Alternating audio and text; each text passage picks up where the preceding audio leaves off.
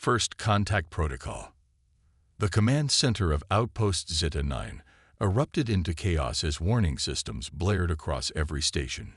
Commander Ilara Voss, senior officer of the Galactic Consortium's border security, felt her dorsal spine stiffen as she studied the incoming data stream. Unknown vessel detected in restricted space, announced the central AI. Configuration matches no known registry. Ilara's 4 eyes narrowed as she processed the information. The consortium had mapped and catalogued every significant species in this sector of the galaxy. Unknown vessels simply didn't appear without warning. Display visual, she ordered, her voice cutting through the commotion. The main view screen flickered to life, revealing a sleek, obsidian-hulled ship gliding through the starfield. Its design was unlike anything in the consortium database, angular yet fluid, with no visible propulsion systems or weapons arrays. But the ship's origin was unmistakable. "It's human," whispered her second-in-command, Trazix, his translucent skin paling.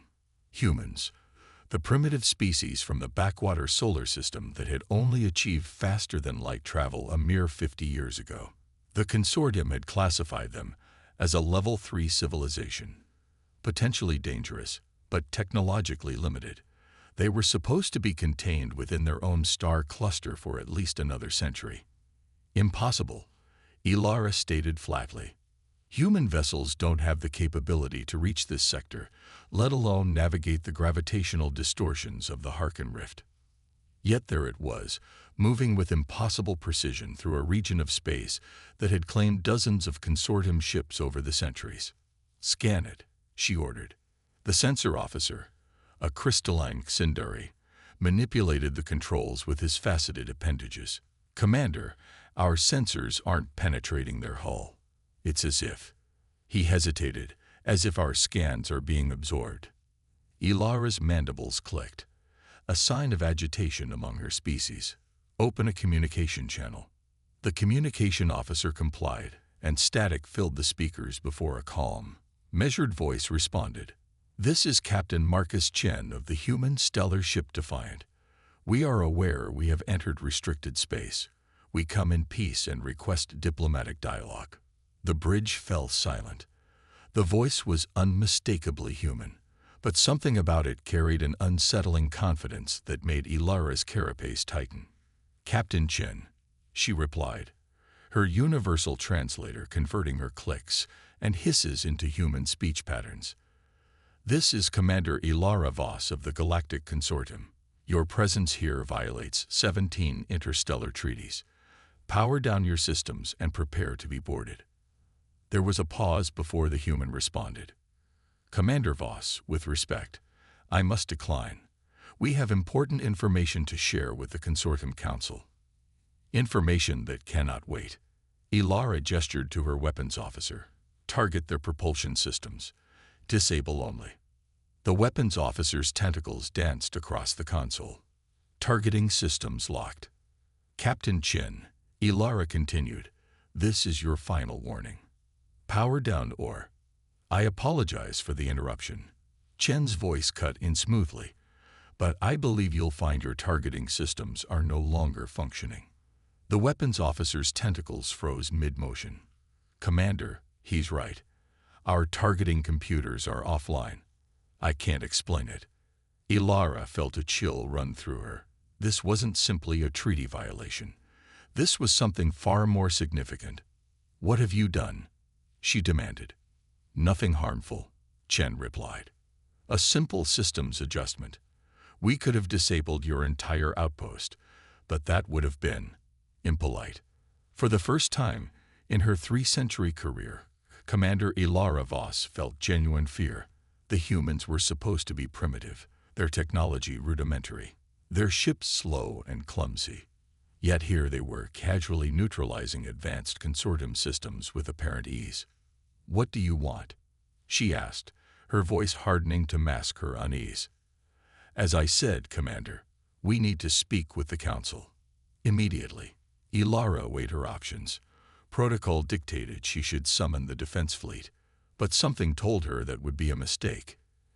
If this single human vessel could neutralize an outpost's defenses, what might it do to a fleet? The Council is 5 days away by fastest transport, she stated. We can be there in 20 minutes, Chen replied. With your permission, of course. 20 minutes to cross a distance that would take the consortium's fastest ships nearly a week. Ilara's mind raced with implications, each more disturbing than the last. Very well, she decided. But I will accompany you. We would welcome your presence, Commander, Chen responded, his voice betraying no surprise at her request. We'll dock and bring you aboard. Within the hour, Ilara found herself on the human vessel, surrounded by a crew that appeared deceptively ordinary. Captain Chen, a human male of average height with calm eyes and a steady demeanor, greeted her personally. Welcome aboard the Defiant, Commander Voss, he said, extending a hand. A human gesture of greeting that Ilara had studied, but never expected to participate in. She extended her upper right appendage cautiously. Your ship, she began, looking around the bridge. It's not possible. Human technology isn't this advanced. Chen smiled slightly. That's a common misconception, one we've been content to let persist. As they proceeded through the ship, Ilara's confusion only grew. The interior was minimalist yet elegant, with systems that seemed to operate on thought alone. Crew members worked at stations with no visible controls, their movements fluid and precise. You've been hiding your true capabilities, she realized aloud. Not hiding, Chen corrected. Developing. Quietly. Why reveal yourselves now? Ilara asked, her diplomatic training kicking in despite her shock. Chen's expression grew serious. Because we no longer have a choice. The consortium needs to know what's coming. Before Ilara could question him further, a young human female approached. Captain, the Council has acknowledged our communication. They're expecting us. Thank you, Lieutenant Reeves. Chen nodded. Commander Voss, you might want to secure yourself. The transition can be disorienting for first-timers. Transition? Ilara asked, but her question was answered by a sudden announcement. Preparing for fold space jump in 30 seconds. Fold space. Ilara's hearts raced.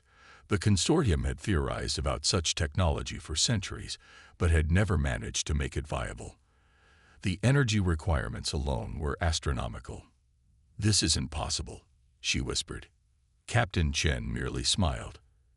You might want to hold onto something. The ship didn't shake. There was no sensation of acceleration. One moment they were near outpost Zeta 9, and the next they were orbiting Consortium Prime, the massive space station that served as the headquarters of the Galactic Consortium. Ilara stared out the view screen in disbelief. The journey should have taken days, not seconds. How? She managed to ask. We don't bend space, Commander, Chen explained. We skip through it. The mathematics are complicated. The Council will want explanations, Ilara said, regaining her composure. That's why we're here, Chen replied, to provide them. The Council chamber was a vast amphitheater designed to accommodate the 17 different species that made up the consortium's governing body. High Counselor Jorax, an ancient Medusan whose translucent body pulsed with neural energy, presided over the assembly. Captain Chen of Earth. Jorax's voice resonated through the chamber. You have violated our most sacred boundaries and demonstrated technology that by our records, your species should not possess. Explain yourself. Chen stood alone in the center of the chamber, seemingly unintimidated by the array of alien dignitaries surrounding him. High Counselor, honored members of the Council, he began, his voice steady. For the past 50 years, humanity has allowed the consortium to believe we were a nascent spacefaring civilization, limited to our local star cluster. This was a strategic decision. Murmurs rippled through the council. In truth, Chen continued, we have been exploring the galaxy for over a century. We have observed, we have learned, and we have prepared. Prepared for what? Demanded Counselor Trelk, a silicon-based lifeform whose crystal body refracted light in angry patterns. "For what's coming," Chen replied grimly. "Something the consortium has failed to detect. Something that threatens us all." The chamber fell silent as Captain Chen activated a holographic projection in the center of the floor. It showed a massive cloud of darkness moving through space, consuming everything in its path. "This entity entered our galaxy 6 months ago," Chen explained. "We call it the Void. It consumes energy, matter, even light itself, and it's heading directly for consortium space." High Counselor Jorax's neural pulses quickened. "Why have our sensors not detected this threat?" "Because it exists partially outside normal spacetime," Chen said. "Your sensors weren't designed to detect it. Ours were." "And why would humans develop such specific sensors?" Counselor Trelk asked suspiciously. Chen's expression remained impassive. "Because we've encountered something similar before. In our home system.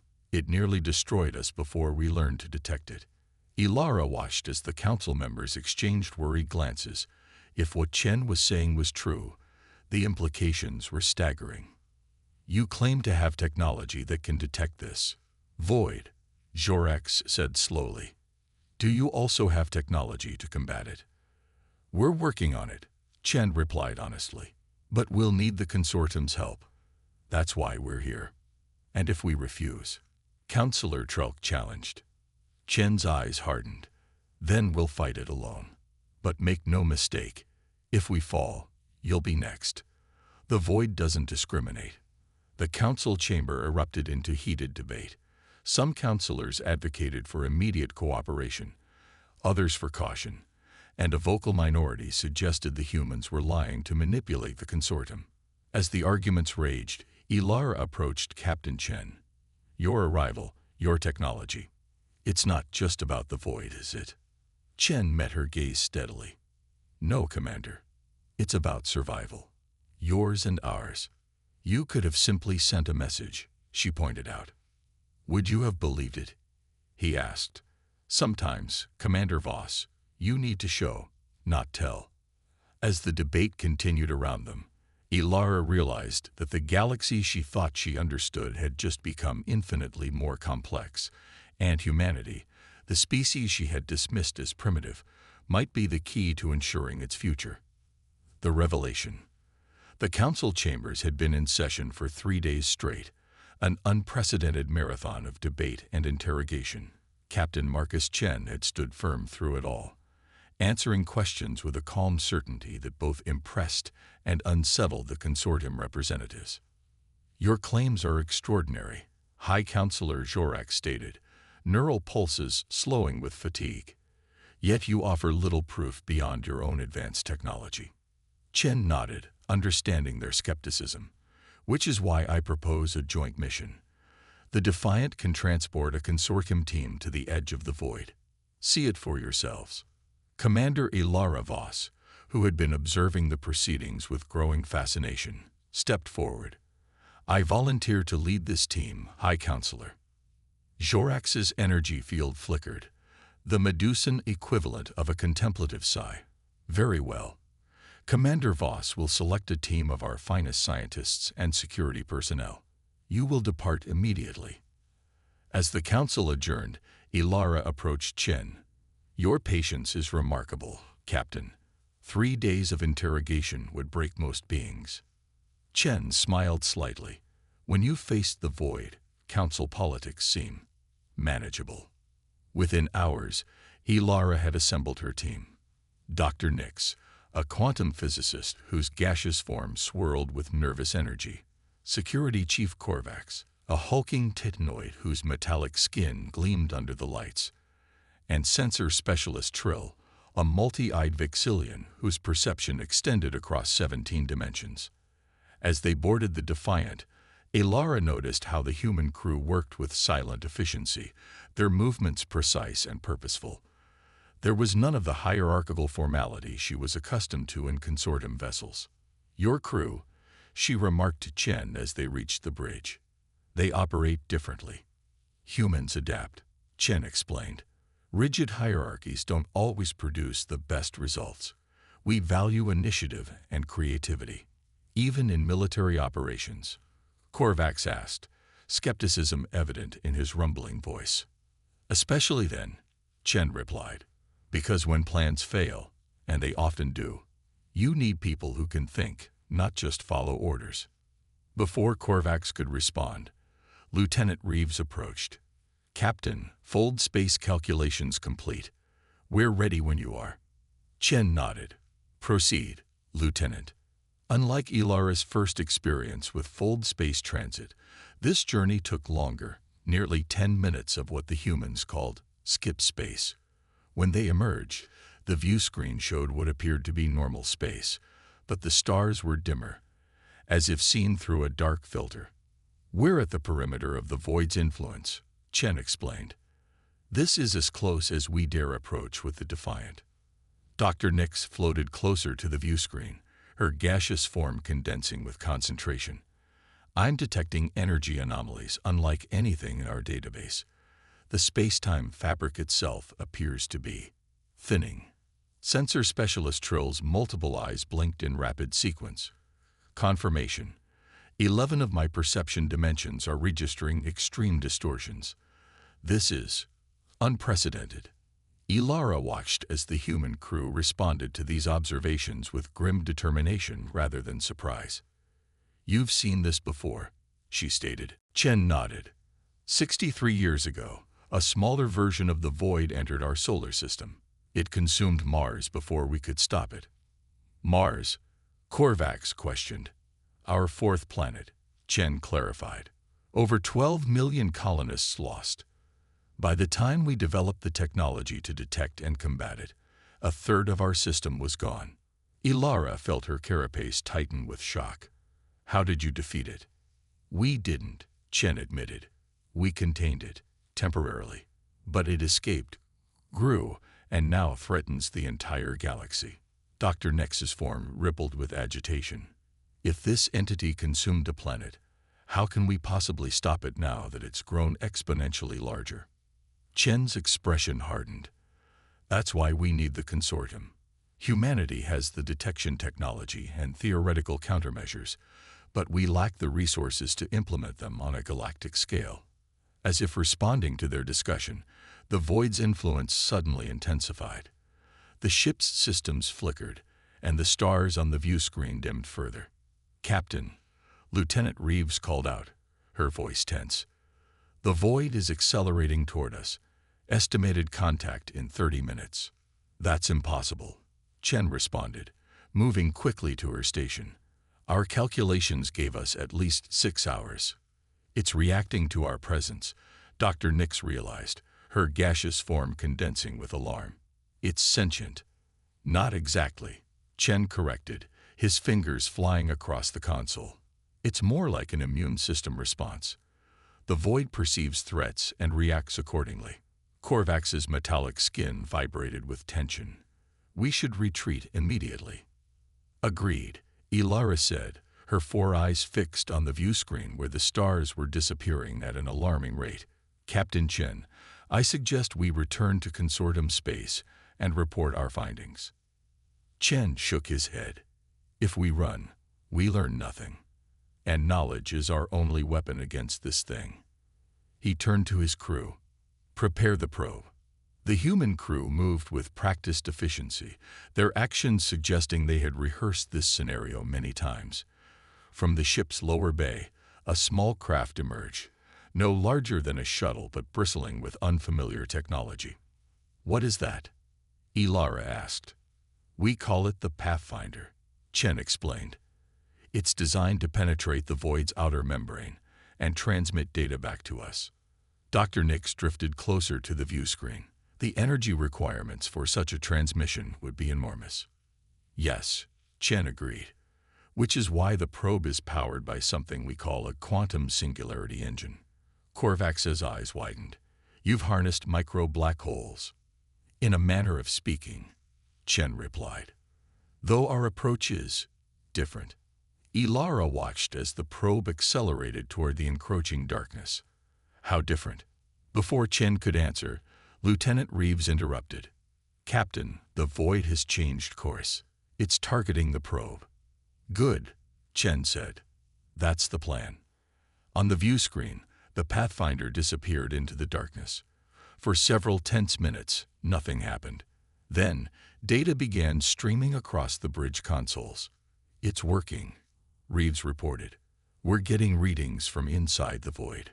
Dr. Nix moved to one of the consoles, her form rippling with excitement. This is incredible.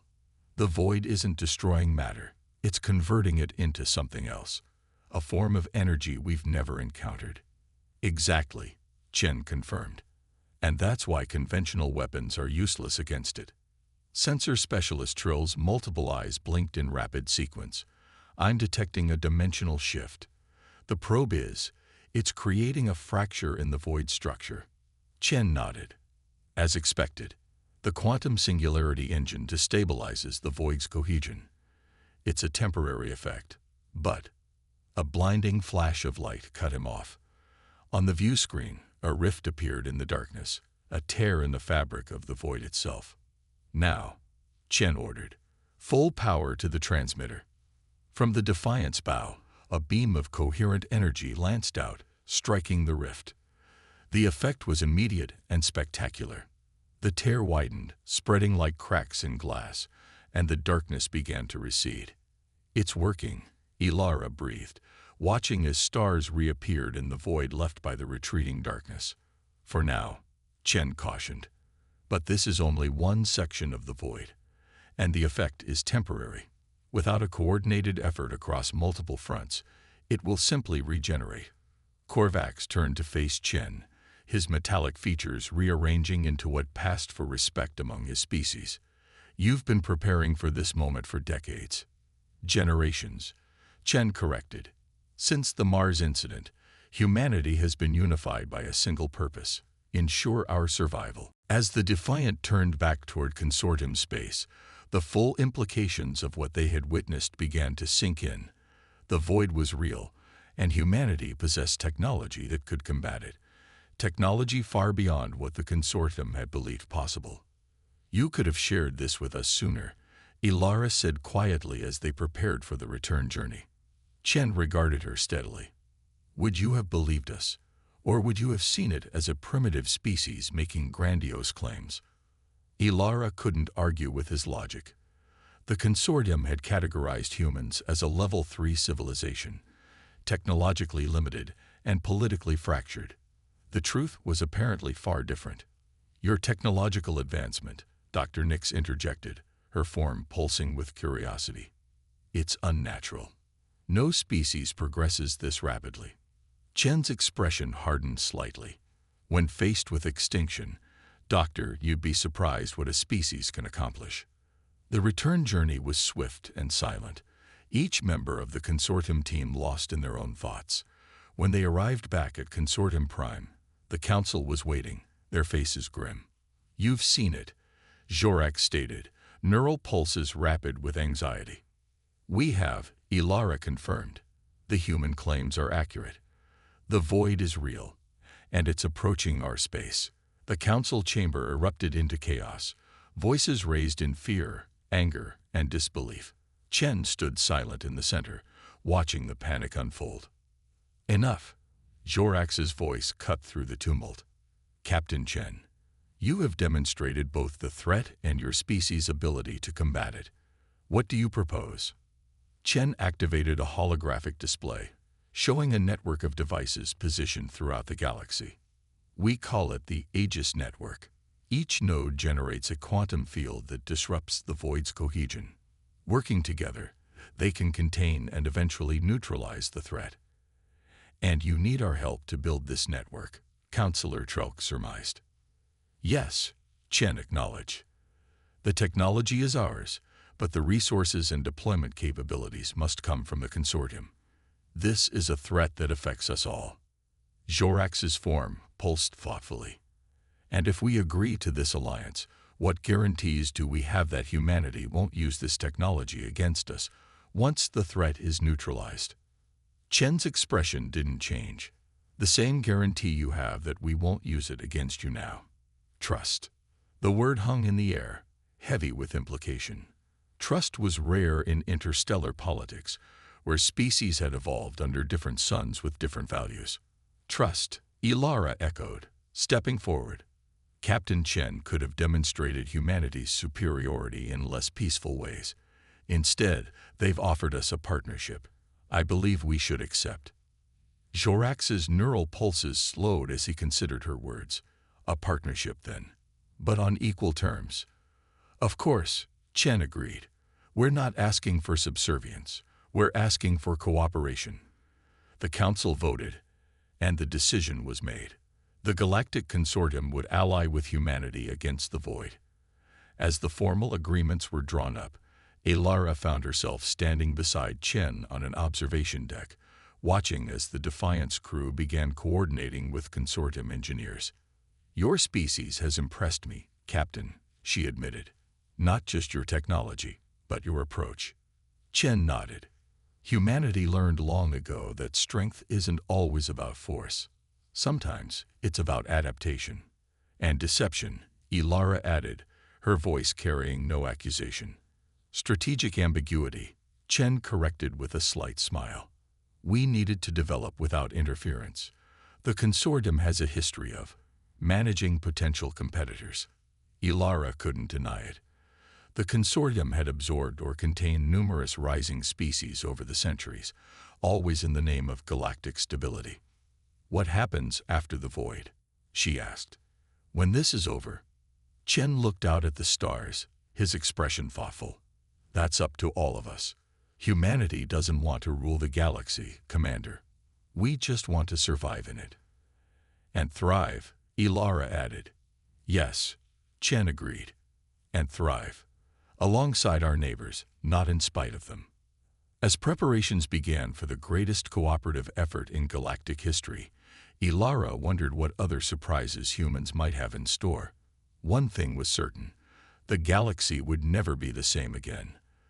The species that had been dismissed as primitive had revealed themselves to be formidable allies and potential adversaries.